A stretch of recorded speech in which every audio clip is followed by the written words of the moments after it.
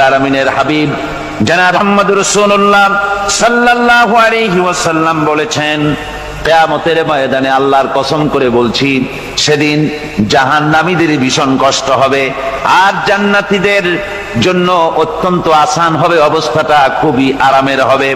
নবীজি বলেন, এক ফরজ নামাজ, এক ওয়াক্ত ফরজ নামাজ আদায় করতে যে সময়টুকুন লাগে, কিয়ামতের মাঠের এই সময় এত বড় বিরাট লম্বা সময় জান্নাতীদের জন্য এরকম হালকা হয়ে যাবে।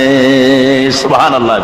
হযরত আবু সাঈদ খুদরী রাদিয়াল্লাহু তাআলা আনহু হাদিস কেনা বর্ণনা করেছেন, এক ওয়াক্ত নামাজ, একটা ফরজ নামাজ পড়তে যতটুকুন সময় লাগে এতটুকুন সময়ের ভেতরে জান্নাতীদের কারবার শেষ হয়ে যাবে। সুবহানাল্লাহ বিহামদি। আর ওদের কারবার তো শেষই হবে না।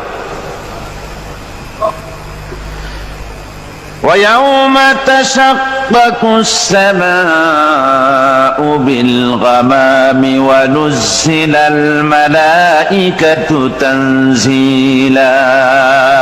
ওরা ফেরেশতা দেখতে চায়। সেদিন আসমান সমূহ বিদীর্ণ হয়ে